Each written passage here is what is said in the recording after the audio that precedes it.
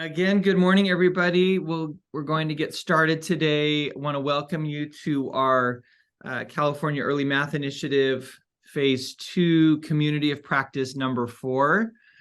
It is December, and we're excited to be together here today for this 4th Community of Practice session. Excited to continue to meet together and learn together, to share insights about this work and our implementation plans, and really explore some further resources that we can all use in our work together. Excited to be here, and thank you so much for taking the time out of what we know is a busy time of year to join us for a few hours this morning to collaborate together. If you haven't had a chance yet, would you please add your agency name to your name in Zoom? This will help us to make sure that you get to the right breakout groups, and also just to remind us about where everyone is and where they're located across the state. So that would be really helpful. And today we have in our agenda a really packed schedule, but we're really excited about a variety of different ways that we'll learn and share together. In just a moment, I'll turn it over to West Ed, who will be sharing a little bit more about M5 early math practices. And it will be a great opportunity to really kind of dig in more deeply to some wonderful tools and resources for looking at children's learning and teachers' learning as well. And after our break, we've got some sharing out of implementation plans so far. So we're putting things into place. We're doing things. We're moving in our agencies across the state. It's really exciting to see. So we'll be hearing from 4 of our agencies today about how things have gone so far, what they've tried, what insights they're learning, what resources they've used in the work. And we're hoping that that can not only be a celebration of what we're learning together, but also an inspiration for everybody to think about ways that we can continue to implement. And we hope that everyone gains further insights from that sharing. We'll break out into groups at the end of that session, and everyone will have an opportunity to share their progress, to ask questions, to really collaborate around our implementation. So yeah, it's a great morning. Glad that you're all here together. Please do use the chat frequently if you have questions or would like to share out. And if along the way you have any trouble getting where you need to go during breakouts and that sort of thing, please feel free to reach out. We hope this is a valuable session for everybody. So with that, I'm going to turn it over to our West Ed partners, who will be introducing a temporary site for web-based suites, as well as introduction to a web-based suite. Great, thank you, Paul. It's great to see everyone again. Hi, everyone. My name is Sophie Savicles. I've met some of you in the past, and it's exciting to see you all here again today. So I'm going to share my screen and just review with you some exciting developments that we have going on for CAME. So if you recall, we mentioned this in our very first COP. We discussed that the initiative is developing a series of online professional learning suites, building on resources from CAME Phase 1. And many of you, I know, have already been involved in providing us with feedback on these resources through your working groups. And the goal of these suites is that they live in a publicly accessible website for everyone to use and access. But since that process does take a little bit of time, and we know that you're all very eager to get your hands on these resources as soon as possible, we decided that it was important that we provide the resources as we are developing them on sort of a more temporary web page. And so FCSS has put together a temporary web page to house the resources as they are being developed. So they're not necessarily finalized, but this will allow you to access them and use them in any professional learning or coaching that you might be doing in the next few months. So after I give you a quick overview, Naomi will review exactly how you can access this website and where you can find it. But I just want to start by giving you a quick reminder of what these suites are and how they're organized, just to help you as you might use these resources. So how are the suites organized? They are 2 types of online suites. First of all, there's the foundational resources for facilitator suites. These are intended to build your capacity to provide early math professional development to the educators in your local communities. So they're really intended to build your own capacity. And then you have the early math professional learning suites, which are really resources that we hope you can implement in your professional development with educators. These suites will cover a variety of different topics that we hope you find useful. So let me quickly show you what the topics of these suites are. So there's a variety of topics, as you can see here. First of all, there's the foundational resources for facilitators. We have the Mindsets About Math suite, spotlighting early math in your community, training in early math, coaching in early math, and promoting continuity in P3 early math. Now, what you'll notice here about the one in bolded in purple, that is the one that is currently available on the temporary webpage. And then in terms of that second group of suites, the early math professional learning suites, we have Math Mindsets Matter, we have MTech of Early Math Approach, Geometry and Spatial Thinking, Number and Counting, Operations and Algebraic Thinking, Measurement and Data, Family and Community Engagement. And again, the ones in purple here are the ones that are available currently on that temporary webpage. So let me review with you a little bit how these suites are organized and presented and how you might use them. So for this first set of suites, these foundational resources for facilitators, they will be presented as content on a website. So similar to how you might experience an online course if you've done that before. So the content is self-paced with moments to observe a video, reflect on a question, and engage in an activity. It also includes a corresponding My Journal, which has activity and reflection prompts that you can use to jot down your notes and ideas. So, so one example of foundational resources for facilitator suite that's currently available is the Mindsets About Math suite.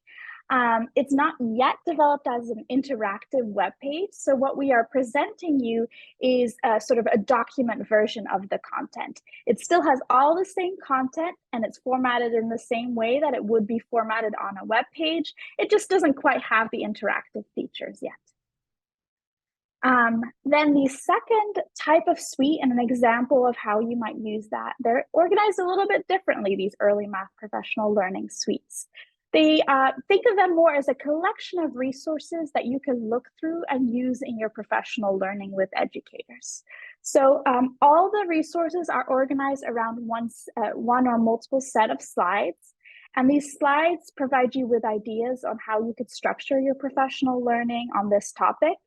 And we build on these slides with additional handouts like activities for adults, activities for children, videos, handouts with practical ideas, and research briefs. So you will notice once you open these set of slides and the accompanying facilitator notes that we've added, it'll give you a variety of ideas of how you might build on that presentation with these additional handouts. So I just want to give you a little bit more concretely a sense of how that works, since I know that's a little abstract. So let's take a moment and think about the Geometry and Spatial Thinking suite as an example. Imagine that you are interested in providing professional learning on the topic of geometry. So it's, the suite is divided into these two sections. You will find that within the geometry set of materials, there are overview resources or introductory resources that provide sort of an introduction on children's development in geometry across all ages. And then you will find resources organized by a child's age. So infants and toddlers, preschoolers, transitional kindergarten and kindergarten children, and early elementary children. So how we encourage you to use them is to start your professional learning with some of these overview resources, sort of that are age neutral, if you will, and then to pick an age group based on your participants' needs. So if you are working with educators that are mostly focused on infants and toddlers, that might be the set of resources that you dive into.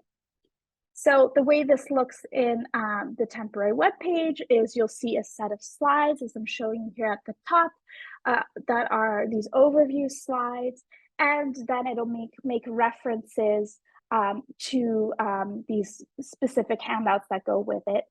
You might choose when you look through these overview slides to use the entire deck of slides in your professional learning. You might choose to pull out just a few, or you might choose to do just one activity. We really encourage you to make this work for the participants that you work with and your needs. Then if you're interested in looking at an age-specific set of resources, again, you'll find first a deck of slides to start with. And these slides describe in detail how infants and toddlers learn about shapes. We provide ideas for how you might engage educators in reflection and application to their own practice. And then we've included various handouts and videos that you might want to use along with your presentation. And so similar to the overview section, you may choose to use all the slides in your PL, or you may choose to use just a few. You may choose to use all the handouts or just one or two. It really is designed to meet the needs of your specific educators, your specific communities. So I know this was a very quick overview, but I hope it gave you a sense of how some of these resources are organized. And now I'll pass it on to Naomi, who will do the exciting part of showing you exactly where you can find all of this. All right, thanks, Sophie, for all that great information. Just gonna share my screen. All right, so as Sophie said, the website can only be accessed through the URL that we will provide to everyone. I'll put it in the chat right after I'm done talking, and then I'll also follow up with an email with it. We do ask, as Sophie already mentioned, that this link is only shared with CAME facilitators. And so the temporary web pages are really designed just for your eyes and for your use. You're able to download anything from the site and use it in your PL and coaching sessions throughout the remainder of CAME. But we ask that you don't share these links with, say, the educators that you're providing training to. Make sure that you actually download the resources and you can share those resources with them. But again, please ask them not to share outside of that group, as these are drafted, and we'll be using the feedback from everyone throughout the next couple of months to make those final edits and get and those final edits will be seen on the Web-Based Suites website in sometime next year. So this is the homepage. It has that quick information about how the suites are organized and a little bit about how to use these suites. As always, if you have questions, please reach out. And then down below, after that intro information, is where the suites are actually linked. So each suite that will be uploaded to this temporary site has individual pages and are divided out into those two categories. So first, to show you the foundational resources for facilitators. So this is a suite that really supports you in building your capacity and knowledge. So this one's all about mindsets about math, about your mindsets about math. So as you can see down here where it says mindset resources, that's what Sophie was just talking about. We have that suite content that when you click on it, it will open up those slides. Sorry, my Wi-Fi is a little slow. And then you would be able to either download it or just go to the slide in your browser. Let's go back. And again, the same for that journal. You can open it and then you can download it. Right. So then for the early math professional learning suites, these have more information and really will support you in your professional learning sessions and coaching sessions. As you can see, we really do want your feedback about your experience using these resources. So there's a couple places within each page that links to our Google form for that particular suite. Each suite will have their own feedback form. So if you're providing feedback, make sure to go to that particular suite and click on that feedback form. Each of these suites are laid out with some brief information about the suite and how it's organized. and then also provide you just other information that might be useful to you. And then after that, they're then divided up into those different categories. So we start with that introductory set of resources. And as you can see, in each of those boxes, it is even further divided up into the PowerPoints, additional resources and activities. And as I scroll down, you'll see that we even have videos and video reflection documents. I would like to note that for the slide decks, when they're PowerPoint, they won't open up into your browser. They will actually just automatically download. So just as a note for that one. Every other document hyperlinked here will open up as a preview in your web browser first, so then you can download. And then the videos will open up from on YouTube. And so these will all be set up like this. As we add more resources, you'll be able to check them out on this homepage. As they are added, I will make sure to send out emails to let you know, but if you're interested in further resources, make sure to be checking back here regularly. Sophie, am I missing anything else? No, I think you covered it well. Thank you, Naomi. Of course. And I'll pass it back over to Paul and Sophie. Thanks, Sophie. Thanks, Naomi. Excited to investigate these resources further, and thanks for organizing those, and looking forward to digging into that. I'm going to pass it right back over to our West Ed team, who's going to take us and facilitate our first session this morning around the M5 early math practices. And we'll be in this session till about 10:15 or so, and then we'll have a break after that. So I'll pass it back over to our West Ed team. Thank you, Paul, and hi, everyone. Welcome. I am Usnat Zur from West Ed. And as you can see, and I've mentioned it in our last COP, today we are going to talk and share more about the M⁵ early math approach. We'll start this session by giving you an overview of what is the M⁵ early math approach. And then in the second part of the session, we'll invite you to breakout rooms, and there we'll spend some time observing a video and engaging you in observing and then sharing how you notice ways in which educators use the M⁵ approach as they support early math learning in their setting. In terms of your access to these resources, you have just had an overview of the webpage that will house the temporary webpage until we develop the website for all the resources that will become the more formal one.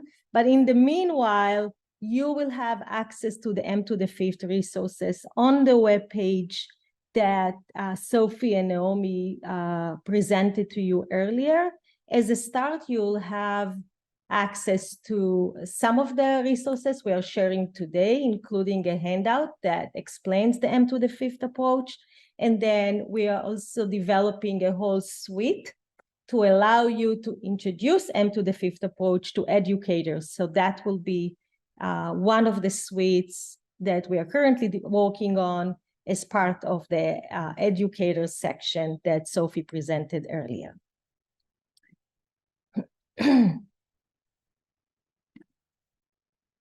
So what is the M⁵ approach? First of all, it's important for us to say that it is a comprehensive approach to early math, and it's research-based, meaning that it is aligned with what we know from research on children's learning and development and best practices to support their learning.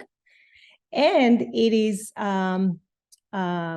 comprehensive, since as you will hear about each of the components, you'll notice how it is covering all the essential components that we think are important in supporting children's early math learning and development.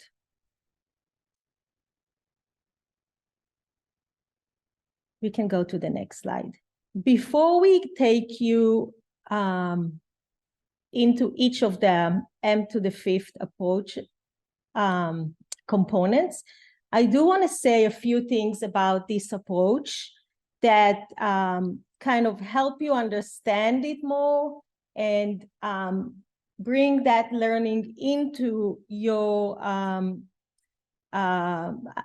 deeper understanding of each of the M⁵ practices. First of all, as I've mentioned earlier, it is research-based. It is aligned with what we know about best and effective practices to support children's learning from birth to 8, and is, of course, in line with child development literature, what we know about children's development, and appropriate and most effective practices to support children's learning. Another thing that I want to mention is that it's child-centered, and you'll see how in the 5 components, children are really at the center. And then we design learning experiences and environments that support and honor children's unique ways of being, children's unique ways of learning, based on where they are developmentally and their emerging mathematical ideas and learning, and based on who they are, and we are taking a whole child approach. So who is the child? What is their background? What do we know about their lived experiences and how they may engage in math with families as part of their home and community? What languages do they speak? And can we build on their understanding and use of other languages that children may bring into their learning and use it as part of their early math experiences? So when we implement the M⁵ approach, it is really important for us to think about who is the learner, who is the child, and how we can design learning experiences that are most responsive to children based on who they are and where they are in their developmental process and understanding of early math. The next thing is that you will see, as part of our description of each of the M's, that it is inquiry-based. It really focuses on problem solving and reasoning. This is not about helping children, for example, memorize number facts or know and memorize the names of all the shapes or the count list and see how high they can count. Instead, this approach helps children really solve real-world problems and apply their ideas and thinking about math to solve problems in their everyday interactions and experiences, to grapple with ideas, and really to develop deeper understanding of math concepts. And then last but not least, M⁵ is a very flexible approach. It is not attached to a particular curriculum. And it's not a set of practices, very specific strategies that you implement, but it's really a comprehensive approach that can be used with any curriculum. It can support children throughout the day, and it can be used with children at all age levels. So in our breakout rooms today, you will have an opportunity to observe M⁵ in an infant toddler or a preschool or an early elementary classroom. And the same approach is utilized across different age levels, and of course is made developmentally appropriate based on who are the children and how we can best support them. So this gives you an overview of some of the key elements of this approach. And now you may wonder, what are those 5 components? So first, you can see that there are 5 elements, all start with M, and that's therefore M to the 5th. And it's in the middle, as I said, is about mutual learning, the child and teacher learning together and learning from each other. And therefore we labeled it mutual learning. And then meaningful investigations, materials and learning environment, math language and discourse, and multiple representations. These are the 5 elements of the M to the 5th approach. And then in the next few slides, my colleagues Lexi and Sophie will explain more about each of the practices in the M to the 5th approach to early math. And then we'll break out into rooms, we'll break into rooms to observe and reflect on what it looks like when educators are implementing this approach. So Lexi, I'll move it to you to take us through each of the M's. Perfect. Thank you, Osnat. So we'll start with our first practice within the M to the 5th approach, which is mutual learning. Mutual learning emphasizes that both children and educators are learning. So children are learning early math and educators are learning about children. Educators learn about children's interests, their languages, cultures, their lived experiences, their abilities, their emerging skills and knowledge. So we want to pause here for a moment in the chat. Tell us some of the ways that educators can learn about children within their learning settings. What are some things educators might do to learn about their children?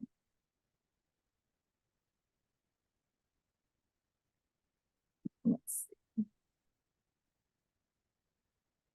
Observing, absolutely. Asking questions, professional noticing. Oh, there we go.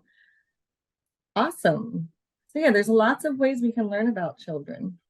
Engaging during their play, absolutely, meeting them where they are and noticing how they interact, what skills are emerging as they're playing. Partnering with parents, definitely. So even these very kind of common everyday experiences that we have during pickup or drop off, or talking with families, we can learn so much about their experiences, their cultures, what they did over the weekend. All of that is really, really rich information that we can then use to enhance the experiences and the environments that we provide for children, right? When we do this, we're able to help children see themselves reflected in their learning, which helps increase feelings of belonging, makes them feel really motivated, right? Our children are always excited when they see something that connects with them. So starting with mutual learning is a great place to start, and we can use what we learn from children to enhance not just learning in other domains, but even specifically about math learning, right? For example, we might build on a child's interest in baking if we learn that about a child, and then we can create experiences that challenge them to count or measure in our learning settings. Okay, let's move on. I do want to make sure we have time to watch to do our video observation. I'm going to move fairly quickly. Okay, our next practice with an M to the 5th are meaningful investigations. These are learning experiences that are inquiry-based, right? This means that they are inspired by our children's questions and what they're curious about. These are experiences that are playful. So they're learning experiences that bring joy to children, and more often than not, these experiences also bring joy to our educators. These are also experiences that are hands-on, so they're really active. Children are active agents in their learning. They're not passively just listening, but they're fully engaged. They're often playful, they're open-ended. This means that there's more than one way that children can approach an investigation. And through this, it encourages children to question, to experiment, to use math to solve those problems that are interesting to children. Okay, let's move on to our next practice, is our materials and the learning environment. We can create a rich math learning environment by providing objects and materials that promote playful mathematical exploration and reasoning. We can do this by integrating math materials throughout the learning environment. So this means adding math materials to various spaces, like within various learning centers. For example, educators might add measuring cups to the dramatic play area to encourage children to count and measure during pretend play. Educators can also provide children access to open-ended and engaging materials that may vary in size, shape, or quantity. Open-ended materials are those that don't have just one way to play. Instead, these are open for interpretation, so they can be used in lots of different ways. Think about recycled materials, blocks, collections of objects like even shells or pine cones or even sticks you may find outside. These are all great ways to support and enhance math learning. We can also think about including books that highlight math concepts. Some might be very math specific, like Grandfather Tang's story, which is about composing shapes. Or these could be some of our general fiction or nonfiction books that provide opportunities for children to think about and apply math. For example, in Goldilocks and the Three Bears, children can think about how to measure those various attributes that Goldilocks is describing and experiencing. So we'll pause here in the chat. Can you guys share some of your favorite math materials or maybe a book that you love to use to support math learning? You peek over at my chat.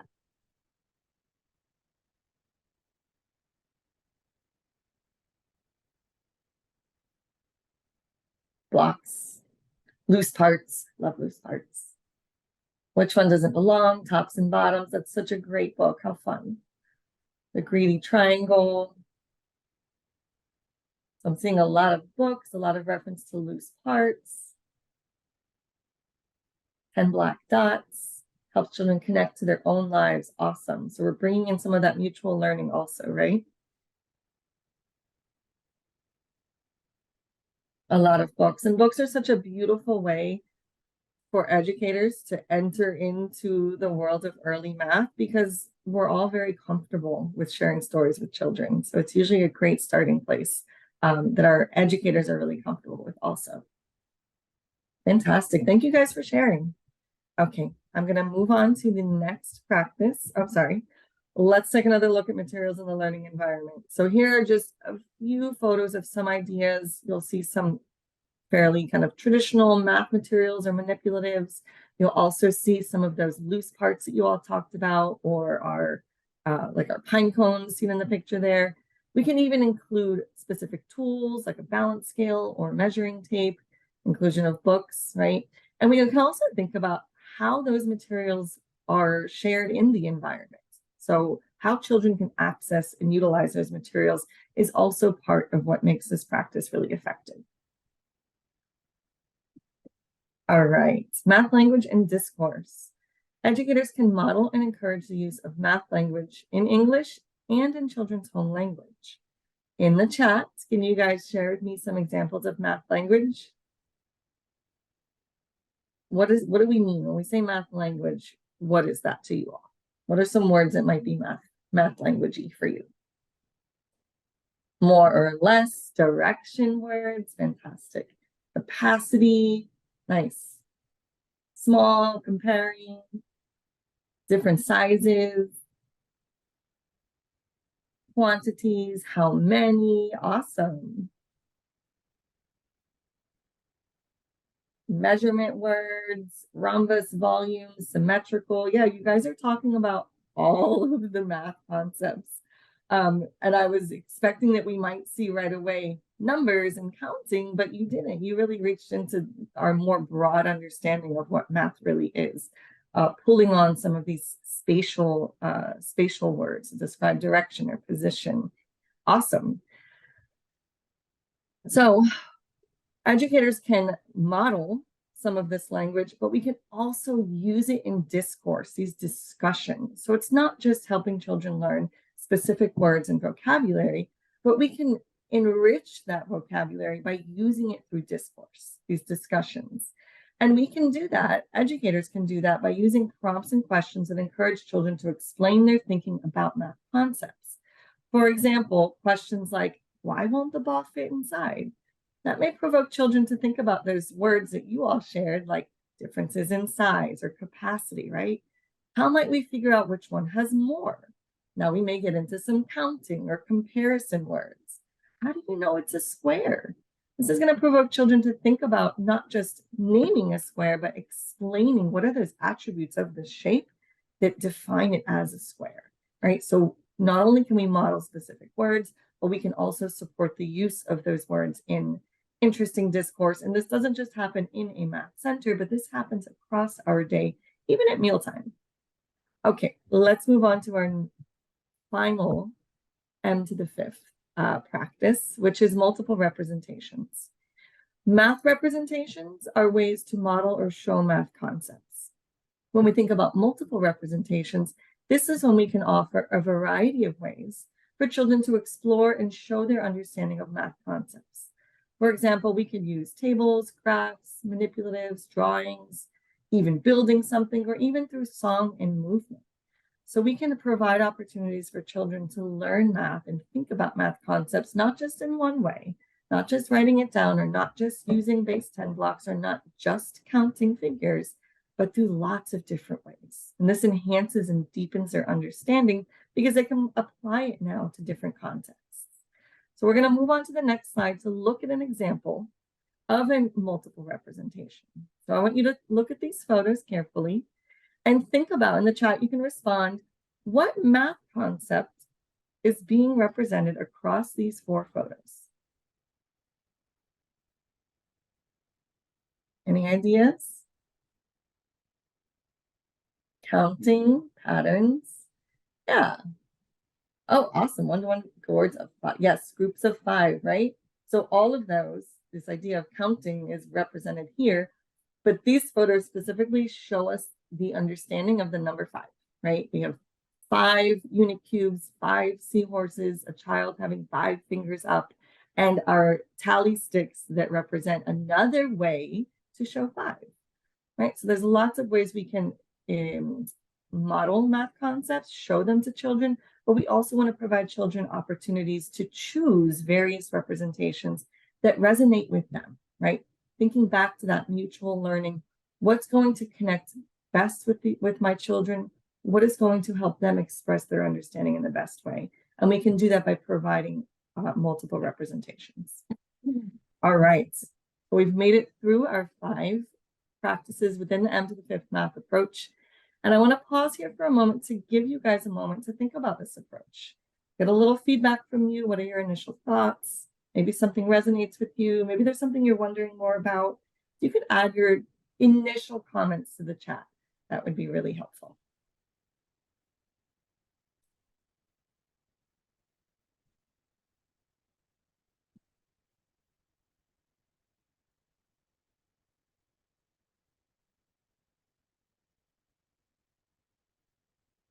Very teacher friendly. That's fantastic.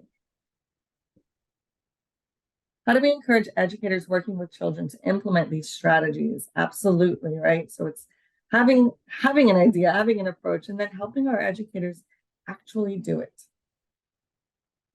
Many connections to NCTM's effective math teaching practices. Fantastic. Adaptable for various settings. Awesome. Well, I'm happy to see that this is connecting with some of what you already use. And I also really like your wonderings, right? Thinking about how we move this into practice and support educators in using it. Okay, so one way to help educators, we can go to the next slide. Multiple subject, science, technology, etc. Yes. One support that we have provided for you all to use with your educators is an overview handout. Now, an overview handout isn't going to immediately affect practice, but it starts with this understanding of building knowledge, right? So we first want to help educators understand what these things are, have some brief ideas about how they might use these in their learning settings. And this overview does that in a fairly simple way. So we have each of the 5 practices, and below that are some brief ideas about how educators might engage in each of those practices. This is available on the website for you all to download and use. And I'm going to go ahead and kick it over to Sophie, who's going to now engage us in applying these the M to the 5th approach using videos. Great, thank you, Lexi. Thank you, Asnat. So I know we just provided you with a very quick overview of the M to the 5th early math approach.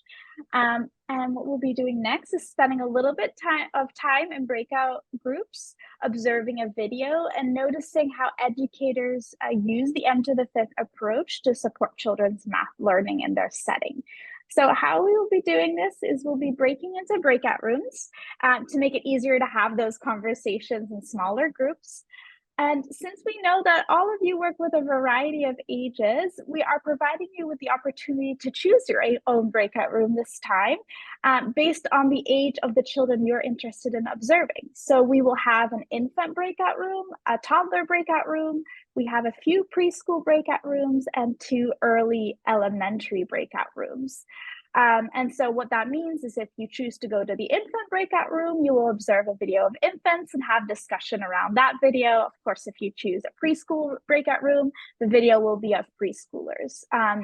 And we have multiple breakout rooms for some of the ages that tend to be a little bit more popular, just to make sure that none of the breakout rooms get too big. So in just a second, we will open those breakout rooms, and then you will be able to select the breakout room you'd like to go to.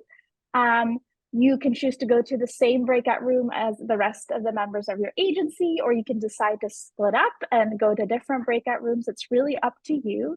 The one thing that we ask though is to avoid, disproportionate amount of people in the different breakout rooms, is to keep an eye on the size of the breakout room as you're joining it. If you're notice that the breakout room you wanted to join already has 15 people, we request that you pick another one to join, just to make sure that none of the breakout rooms get overwhelmed. Additionally, on our end, if we're noticing that any of the breakout rooms have too many people, we might move some of you around to different breakout rooms if necessary. So in the next slide, I will quickly show you how to go to breakout rooms. However, if you have any questions, there's a lot of us here that can help you support you in choosing the breakout rooms. So once I think Chris opens the breakout rooms for us, you might anyway get sort of a box that pops up where you immediately get to choose the breakout room. If that doesn't happen for you, if you go to the bottom of your screen, there should be a button like this one that says breakout rooms. Once you click on that one, you will see all the breakout rooms that you can choose from, and they will be named based on the age of the children. And you should also be able to tell how many people are already in there. So again, if you're noticing, oh, that one already has 15 people, maybe pick a different one. So I will release you all to the breakout rooms. We'll be back here in a little over 20 minutes, around 10 past 10. We'll come back as a large group and just conclude this session. So Chris, I think we can go ahead and open the breakout rooms.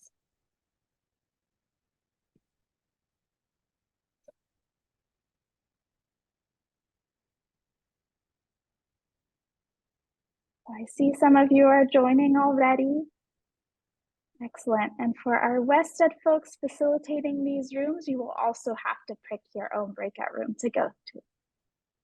Sophie, do you know if I'm preschool 1, 2, or 3? You're number 3. Okay, thank you. Excellent. If anyone's having any issues, feel free to message in the chat or to voice your out loud if you're having any struggles.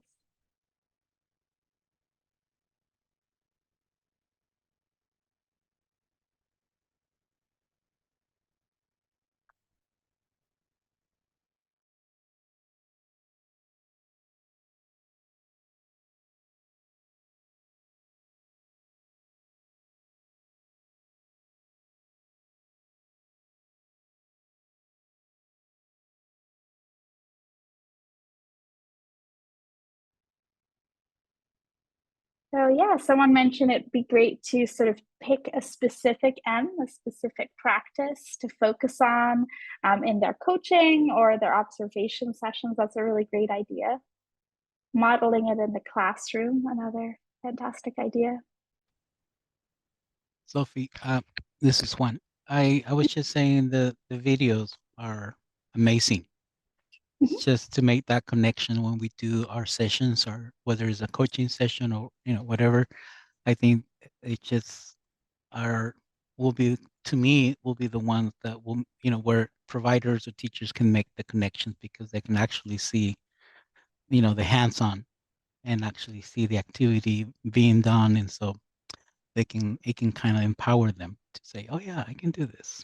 So Yeah, thank you, Juan, for sharing. That's great to hear that you enjoyed the videos. And like I said, they are accessible. But yeah, videos are a great way to see some of these practices in action, right? It's to not talk about them in the abstract, but to see exactly what that might look like in a specific age group or a specific moment in time.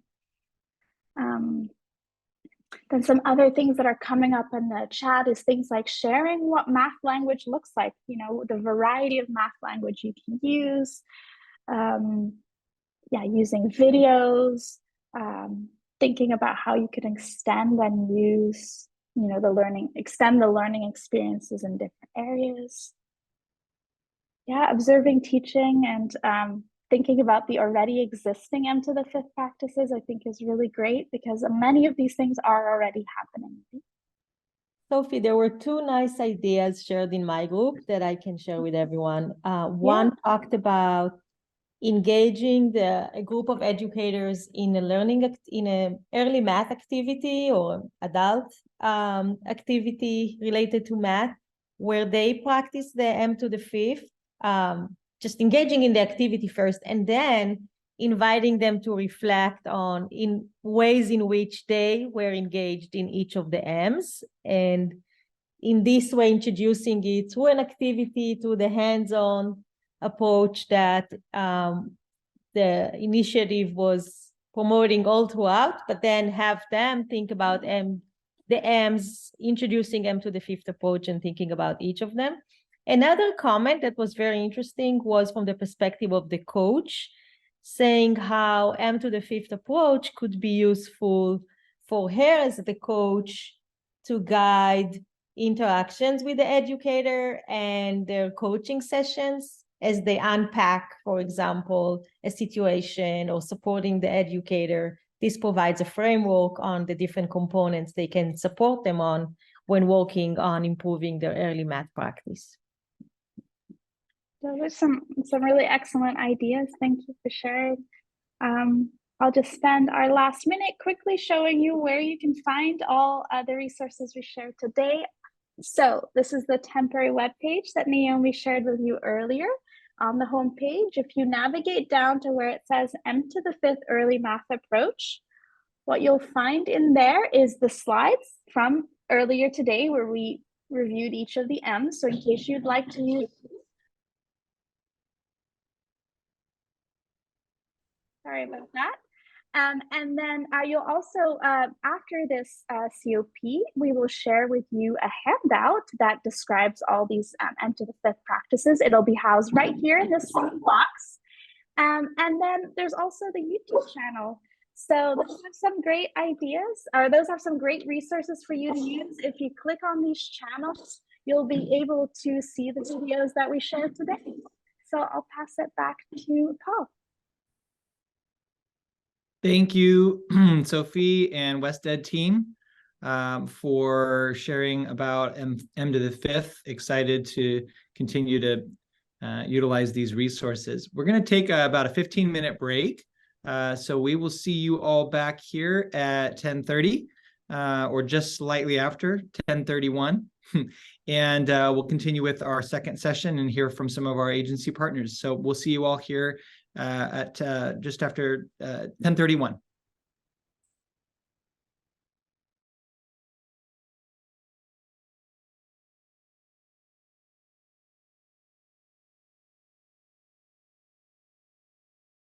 Welcome back, everyone.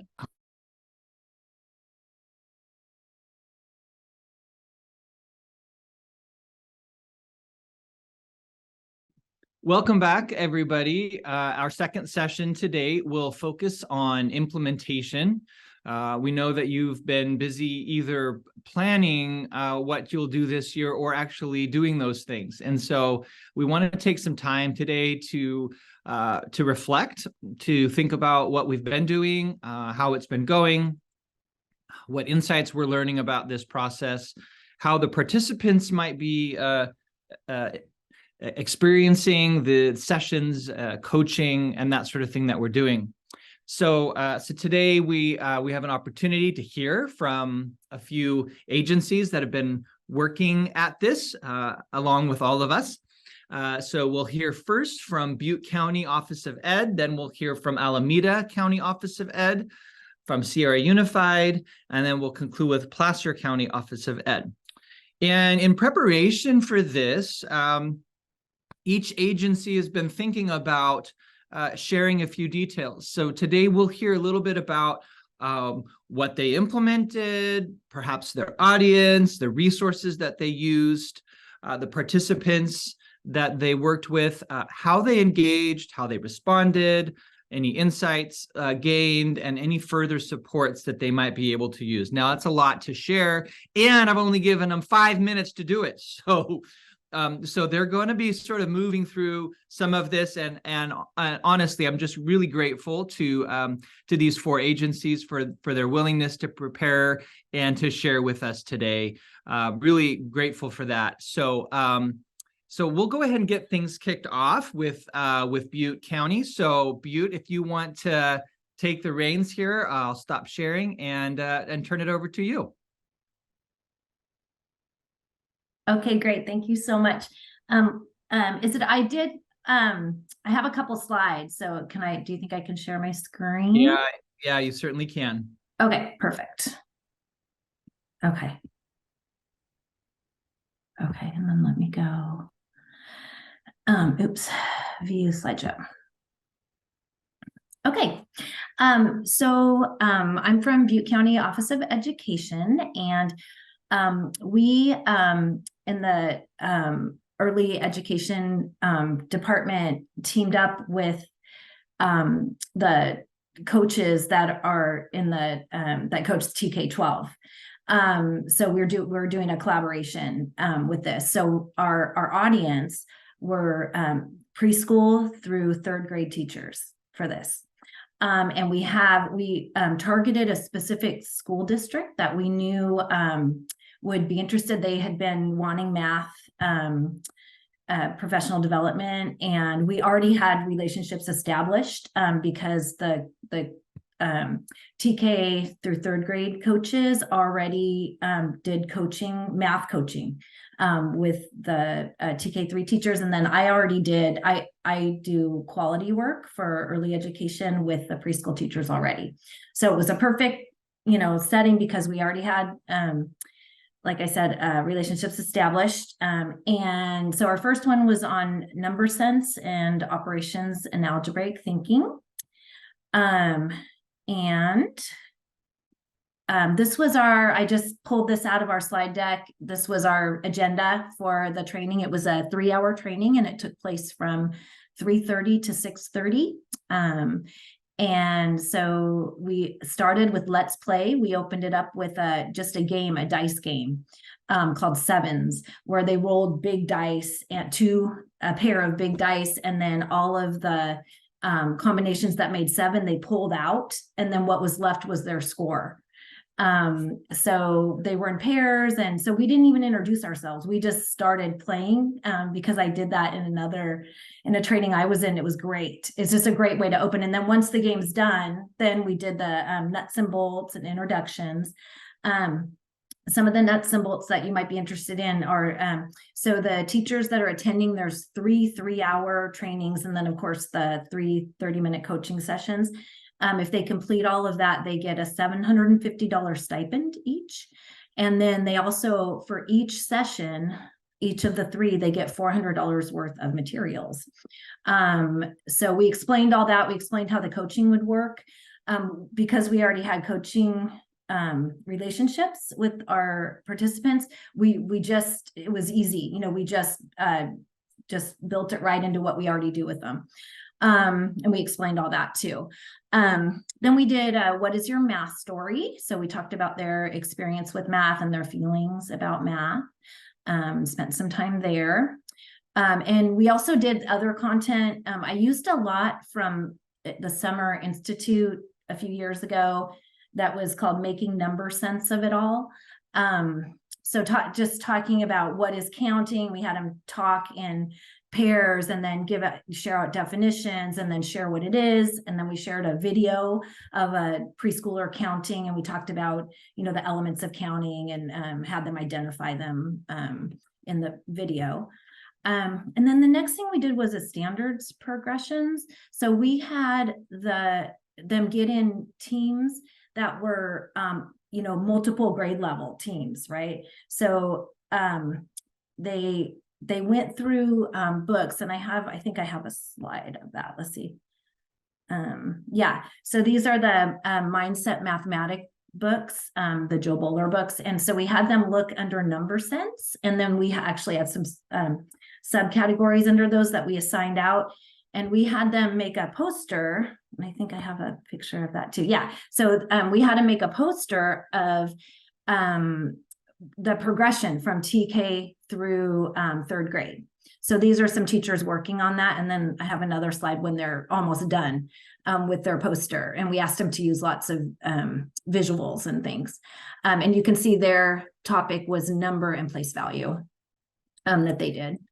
And then, oh, this is a picture of them playing the dice game. I threw that in there.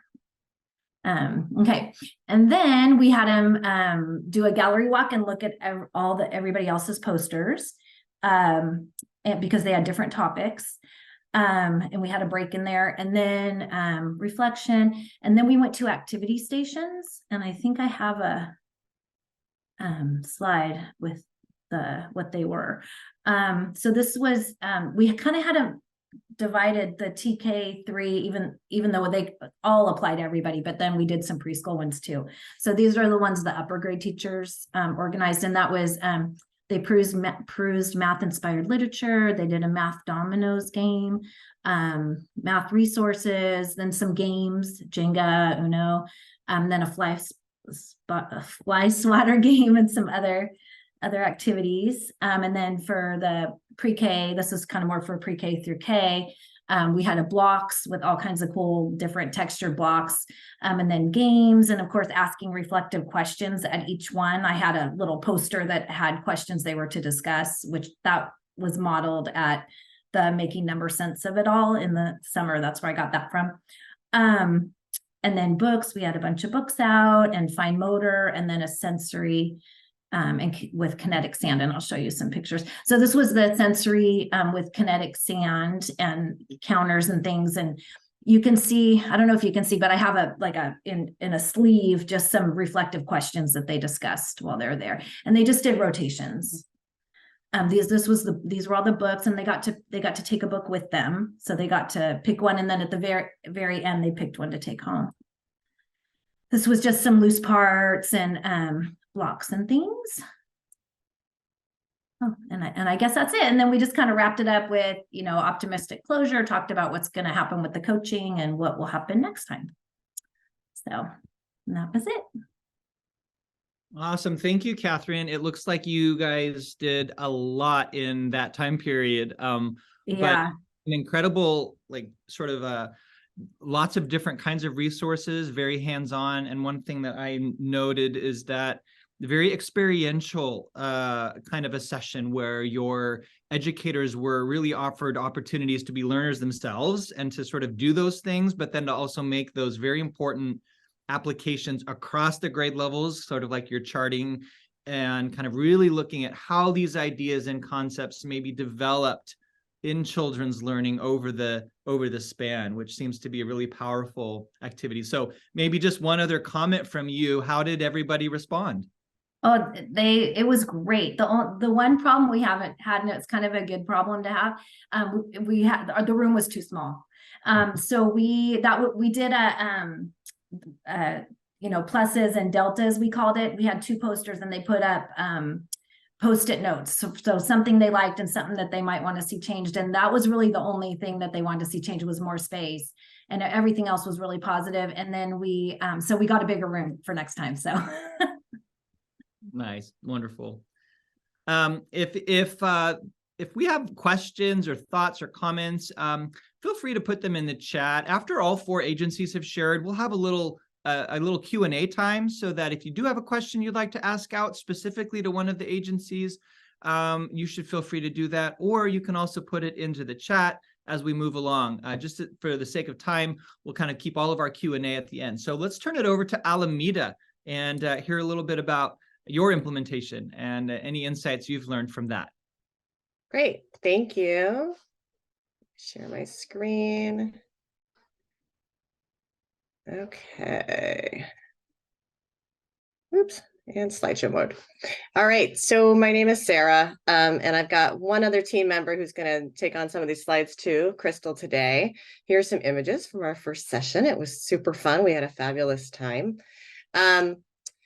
We're calling it our Early Learning Math Network, which conveniently is LMN. So we are the LMN team. We have 35 total participants from preschool through third grade, and they're from 3 different districts that are close to our main office in Hayward: San Leandro, Oakland, and Hayward. All of the preschool teachers, just as a side note, are from district operated preschools, and we did that intentionally because we're really working on building P3 alignment.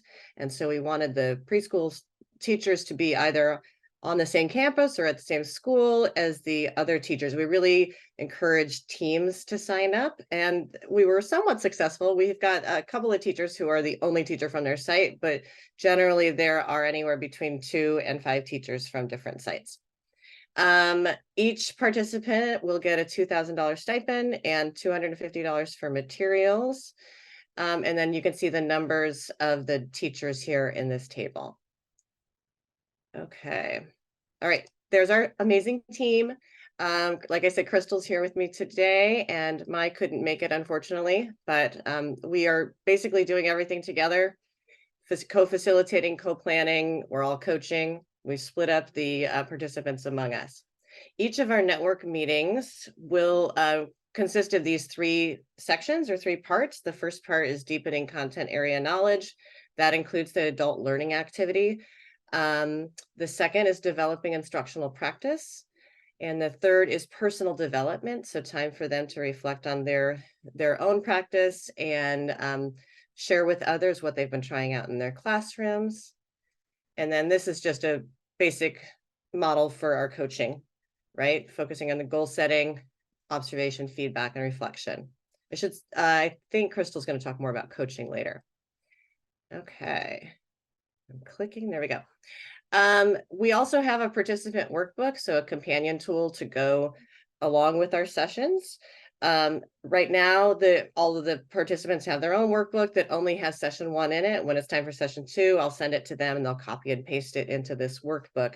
But this is just a good place for them to take notes. All the slide decks are in here, and it's organized by just in alignment with the order of the network sessions.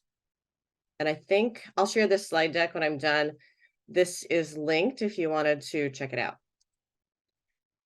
Okay.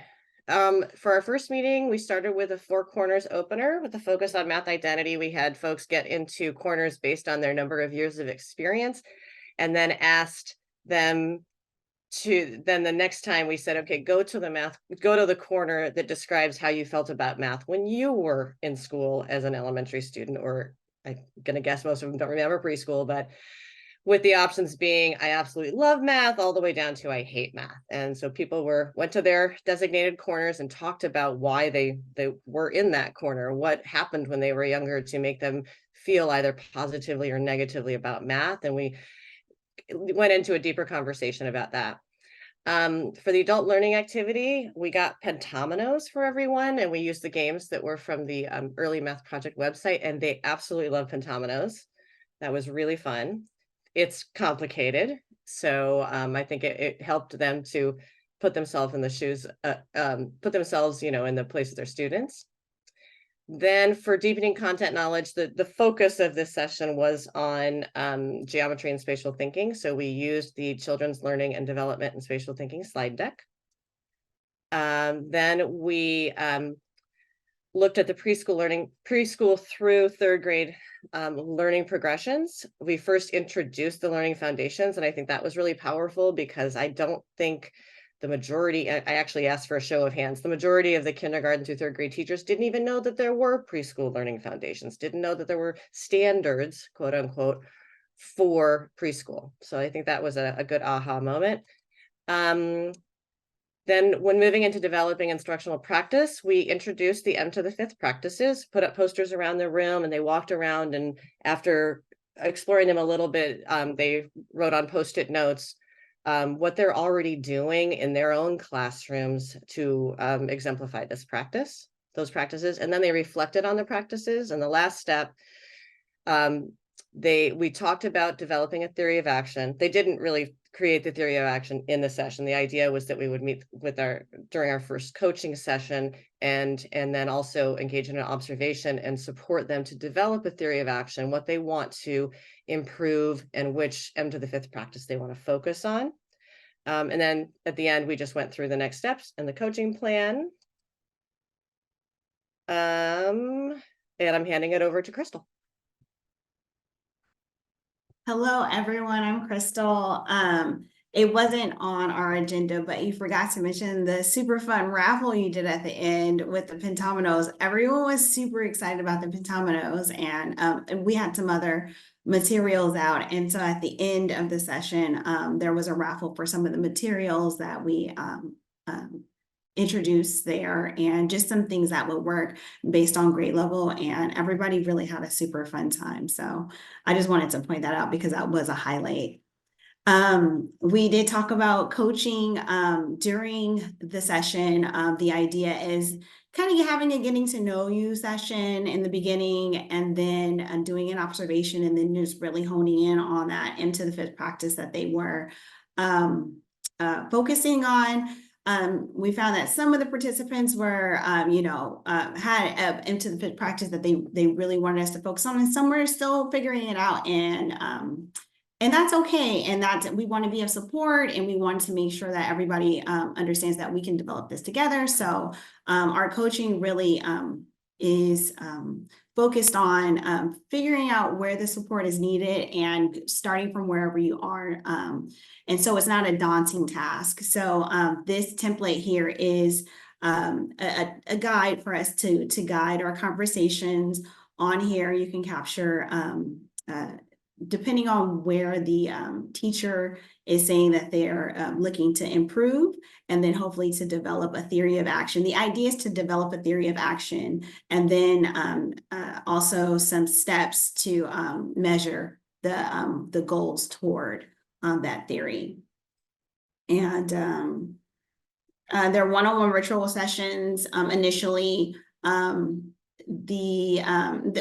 have had a few group sessions, but depending on the logistics of where we are and who's at what site, and then again, yeah, it's tied to their area of focus and theory of action. Thank you.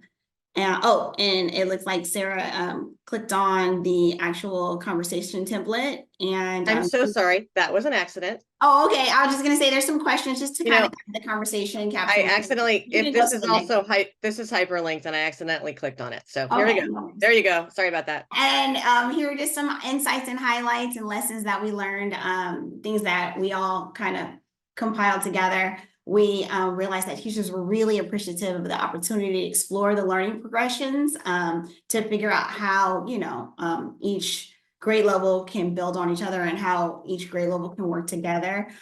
Being in person, it was amazing. The energy was great. There was a lot of fun and laughter, and it really made a huge difference to be in person. We found that there are some scheduling challenges, and it is kind of time consuming, especially at this time of the year. When folks are getting ready for the holidays and we have so many breaks. So we realized that was like a bit of a challenge. And then ensuring applicable content while also differentiating the content for the range of teachers is challenging, because we do have a range from preschool to 3rd grade. So we're working through that as well.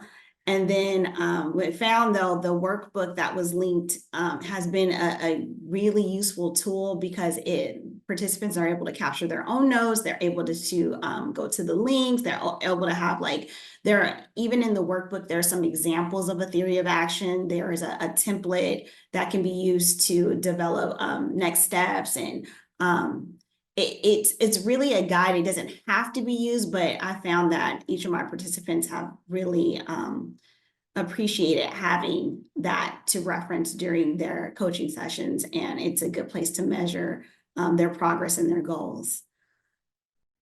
So yeah, overall, it has been amazing.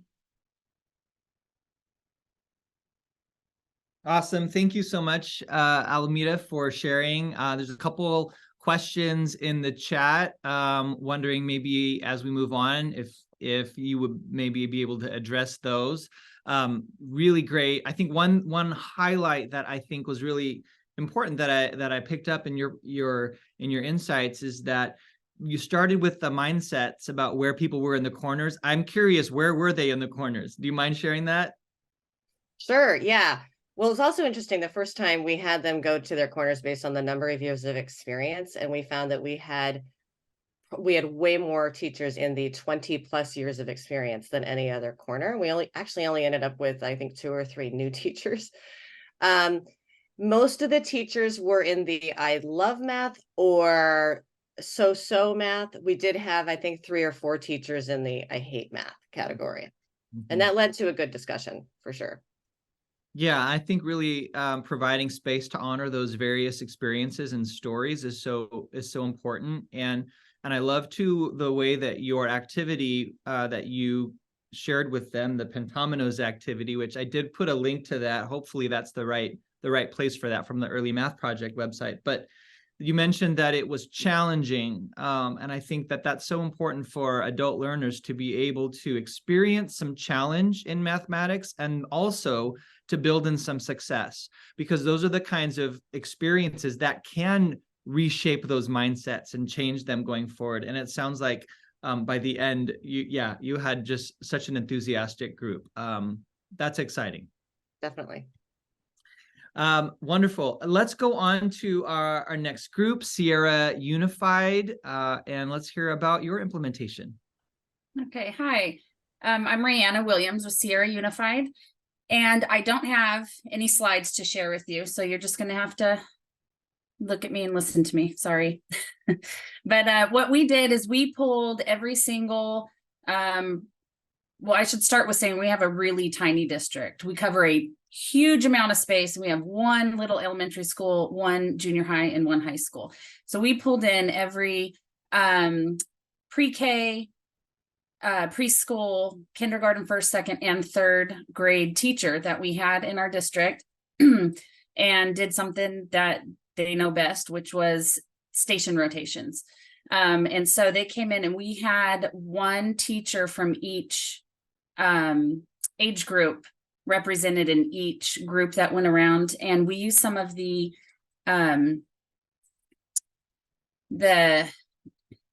manipulatives and different games and stuff that we had in some previous sessions with you. And we set up stations. One was using tanagram shapes. One was the blocks, the color blocks with the cards. One was building that giant shape, which I actually can't pronounce. One was coding. And so what we did is in each one, we had one of our coaches kind of overseeing and running a station. And as they went through, we showed how it can progress and through preschool into kindergarten, first grade, second grade, and third grade, and just that vertical alignment of these different things and see how you can implement it, you know, at a really young age and then just build on it year after year after year. And they had a lot of fun. So like our coding one was a simple swap out a letter for a shape starting there. And so, you know, that's a good kindergarten can do that. And then it built on more and more advanced until like the third grade, they were actually coding things on the computer. And we showed how that can progress. The participants, so we did this during one of our teacher work days. And so it was a professional learning that we took. It was about an hour and a half long. And they really, they were engaged. There's a lot of competition in elementary school teachers. So they were really working on trying to beat each other. I mean, we had a lot of those tanagram shapes that never got built because once you progress from showing the colored ones to showing the outlines to just showing a shadowed image and trying to put the shapes together, it got really tough. And so there is a fun competition going on. They liked having a hands-on training instead of a sit and listen to me and what I have kind of training. So they really appreciated that. And so we're a small district, and our funds will probably go a lot further than maybe some of these other really big districts, because we have one elementary, one junior high, one high school. And so our next steps, we're trying to figure out a way to do a community parent day or event or something like that. But because we're such a huge, like we have so much area that our district is in, our community nights and parent engagement things of past have not been very successful because some people are driving from very, very far away. So we're trying to get we're brainstorming creative ways to really try and do a fun community. We're thinking about going out into the community instead of having them come to us. And so if anybody has any ideas of what that might look like, we would love some advice or any of your knowledge if you've gone out to different places instead of having people come to you for coaching. We're thinking about going into our Head Start program at the Rancheria and, doing a community coaching event there. And so that's what we have going on, and that's what we did for our first professional learning. And we think it went pretty well. I'm Maddie. I also was one of the coaches. Sorry to interrupt. Yeah, and I just want to piggyback off of Rihanna. I think that the teachers enjoyed that like game-based play. We had a former architect, and so I think it's like icosahedron, that really, they had a good time with that. And I think they also enjoyed, being teachers ourselves as the coaches, we kind of knew where these might fit into the already existing curriculum. So we weren't, providing them with more work, trying to figure out, where in my day can I use this kind of thing. So I think that was something that worked well. And yeah, just our next steps, like Rihanna was saying, trying to figure out our funds and our community outreach and how we can execute that.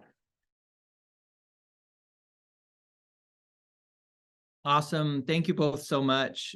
Sounds like a very engaging and very hands-on approach, and particularly seems important to think about ways to incorporate these activities, like you were just saying, Maddie, into what's already going on, for sure. And I think, yeah, if anybody has thoughts about Rihanna's interest in sort of how do we go out into these different spaces to provide that kind of support, especially when travel and getting together might be challenging. Would be excited to see what kinds of insights we might have in our collective knowledge and experience here in the group. Let's move to our final agency to share with us today is Placer County. So Placer, you guys are up. Hello, everybody. I'm Daniel Mendoza. I'm with Placer County Office of Education. I work in early ed, so preschool, TK, and kinder. I also have Stephen Bruce on here with me. He probably won't chime in. He's in the background. And so Stephen and I and another one of our coworkers, Katie Kositsa, who just had a baby, so she's not here with us, have really been working on implementation of CAMI. Stephen and I were part of the first group back in, what was that, like 2019, I think. So we've kind of really been able to carry that over. So I have a few images I'll share with you. But what we really did in our implementation is try to provide a variety of workshops and professional development. We've really tapped into the resources that CAMI has provided and just kind of implementing that in across the board. Sessions on measurement, coding, play-based learning in the domains have really been on the forefront of what we've done, really trying to show how math is integrated across everything, right? It's a part of our everyday lives. So that's really what we've been talking about with everybody, trying to get them involved. One of the things we did, I'll share some images with you, is with coding.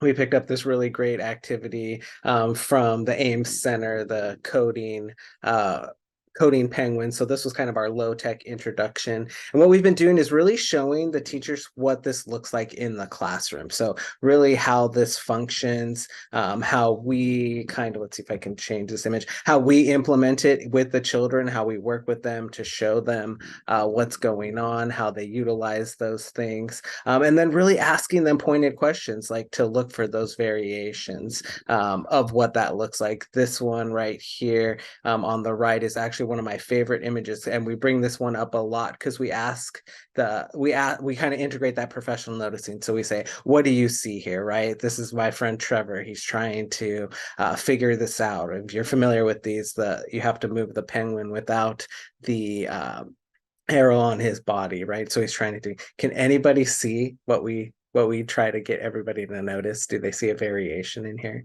Feel free to come off mute.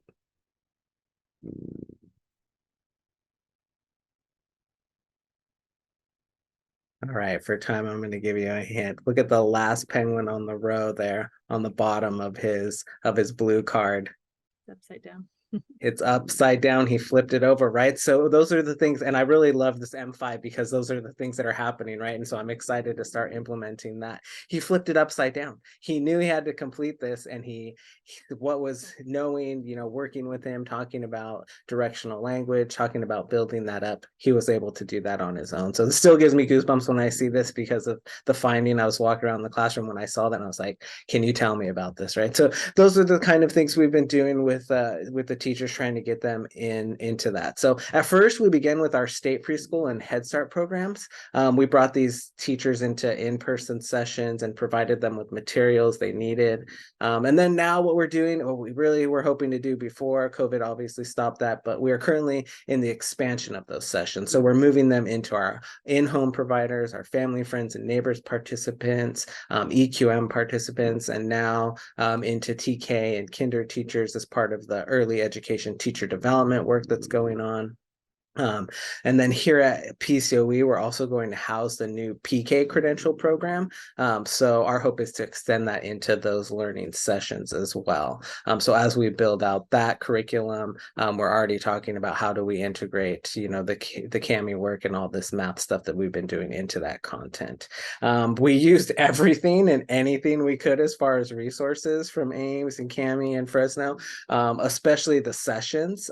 They're so wonderful, and they're really, very few modifications that we made, but there were these, it really provided this great ability to adapt into what we were doing. And our engagement with the participants and the response has been amazing. We're receiving a lot of great feedback. We get images from teachers often showing us how they've used methods and materials in their classrooms. We've even had teachers who were part of the original sessions back in 2019 that still share out how they're utilizing activities and lessons in their current work and making those adaptations. And for us, what we learned that there still is a lot to learn, right? But mostly we have learned that we can all teach math in this authentic and meaningful way, where children are really engaged and educators are really engaged and everybody's learning together. And even more so that teachers are feeling comfortable with math. It's already been shared, right? The teachers were kind of like, oh, great, we're going to learn these math things, but really that they feel like, they can show with some really hard, that they can teach math without really having those hardline evidence, things like worksheets or things that, aren't developmentally appropriate, especially, moving into this TK realm, because we're trying to avoid the push down, and we're really trying to push up. And for us, kind of further supports, all this. I'm like really in love with this M5 stuff. So more content, right? We love it all. Any tips, strategies, modifications, new materials, methods. We just love it all. We'll take it all in. At PCOE, we have the ability to share out with large audiences, not only locally, but at national levels. I've even taken some of this work to Oklahoma to their R&R programs. So the more value that we can add to that information, the better, chances we're giving children all over. So all the supports we've gotten from CAMI, Fresno, Ames have been invaluable. So for us, we really encourage you, if you're not new to this or haven't, dived deep into it, just really, share with each other. This is a great community, and so we just hope that everybody's utilizing it, and we encourage you to do that. So thank you so much for your time. And if I was going to stay in the background, but if I could add one more thing, since Paul brought up how we're using existing things to support this math. With the resources you guys sent out, I was watching on Count, Play, Learn the videos of, it's called California Dad. And it's cute little videos that aren't too long about a father incorporating math through daily activities. And so when I watch those, me and Daniel facilitate a father literacy program for Placer County. And what we mean by father is any male involved in the child's life. And it's through a grant through First Five of California. So after watching those videos, I thought it would be a great idea to add those to my father literacy program. And so we just ordered a whole bunch of books for, because it's through a literacy grant through First Five. And so we are incorporating a whole math series starting in January. And after they attend we're a very rural county. We stretch all the way up to the Sierra Nevadas by Lake Tahoe down into the valley. And so what we do is we have a monthly Zoom meeting, and the fathers join the monthly Zoom meeting. And then after that, all the materials and the books that we show them gets delivered to their house. And also, if a teacher recommends one of her children, we also share it with TK classrooms and the preschool classrooms, or provider. So when they refer a parent, I also every month give them the materials also so they can implement it in their class to build that bond between home and school. So that's one of the things it just came out, all the materials. So I was looking through it and say, hey, I could use it and leverage other funds for the literacy program to incorporate this in something that was already existing. So just thought I'd share that. Thank you, Stephen. Thank you, Daniel, for sharing. It's great to hear so many wonderful uses of materials and resources, and even the way that you're bringing these together, leveraging sort of prior experiences, but also that interest and enthusiasm about new resources. Thanks so much for sharing. Yeah, I agree with Sarah. It sounds like a powerful program. We're going to take some time now to get into some breakout groups, and if you do have other questions, please continue to post. We've had a really active chat during this session, which has been great. So if you do have questions, just in the interest of time, I think we want to move into breakout groups to give everyone a chance to share a little bit about what's been going on and kind of where you're headed. And so just to sort of frame the next 15 minutes in our breakout groups, just a couple questions for you all to think about as we get into those breakout groups. Think about the insights you've just heard from our 4 agencies that shared. How do these insights relate to your own plans, what you've implemented so far, and what you're planning for the future? Do you have new insights about things you want to try? Do you have similar challenges and ways that you're approaching them? Have you used similar resources? Are you trying things in similar ways, or are there some differences? And what might we gain from hearing about the experiences of our colleagues as we move forward? So take the next 10 to 15 minutes or so in your breakout groups to share your existing implementation plans, to ask your colleagues questions and share ideas, to explore potential challenges and opportunities. And we'll have a facilitator in each of these breakout sessions, but it will be very informal. The time is for you to share out, to ask more questions, to really benefit from this collaboration time that we have together. So we're going to go ahead and use breakout rooms that we've used in the past. We'll have 8 rooms with about 3 agencies in each room. So we're going to go ahead and open those up. I think, if I'm right, Chris, that these will just, you'll be automatically put into these rooms. So we're going to open these up now, and we'll see you back in here in this main room in about 10 to 15 minutes. Thank you, everybody. Welcome back, everybody. Hope that you had a great time in the breakout rooms. I want to again just sort of thank our 4 agencies who prepared ahead of time to share out. If this is something you would like to do in your agency in the future, we hope to have more opportunities to hear from agencies about how things are going, what insights you're learning, what resources you're using.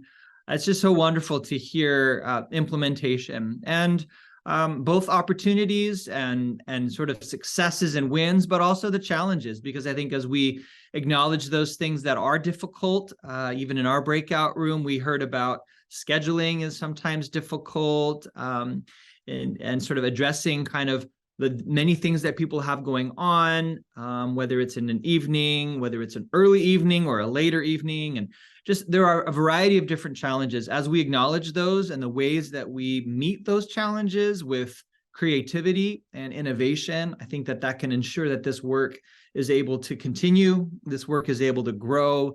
That's one of the wonderful things about this project is its flexibility, and that there are so many different ways that it's being implemented across the state through all of your hard work.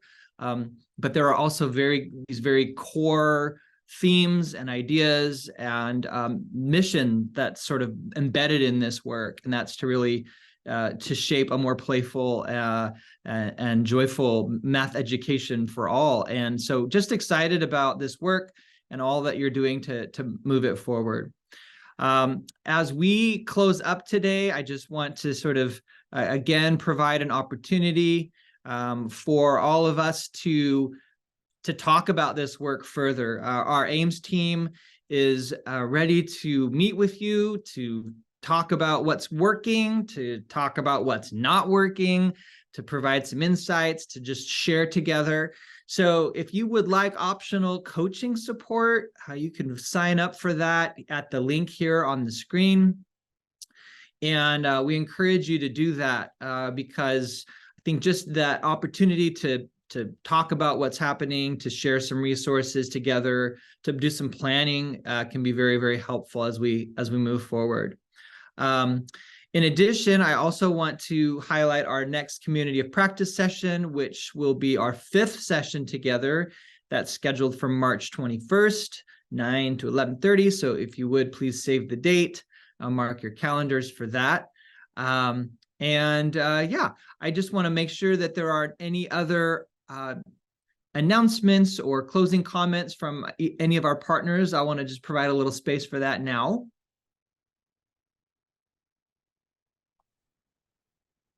Well, I'm Deborah from Fresno EOC Head Start. I just want to say thank you.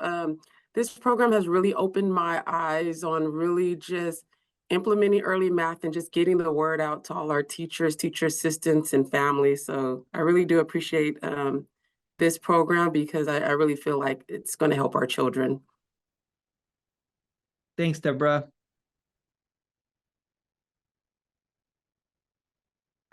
Thank you everyone for coming. I did send out calendar invites to everyone for the remaining COPs for this grant period. If you did not receive one of those invites, you should have received this one along with the two additional ones for the new year. Please let me know. You can email me. I'll put my email in the chat. We'll be sending out some emails shortly about the temporary web pages for the web-based suites. And then I will also send emails out to those agencies that are participating in the family and community engagement component in the next few days. So look out for more emails from me.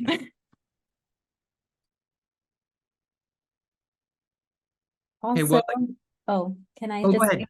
yeah, thank you. I just want to say thank you. I know a lot of you have maybe received an email from me about the implementation logs. If you haven't, no worries. We are sending it out on a rolling basis based on when you're starting your PL from your implementation planning guides.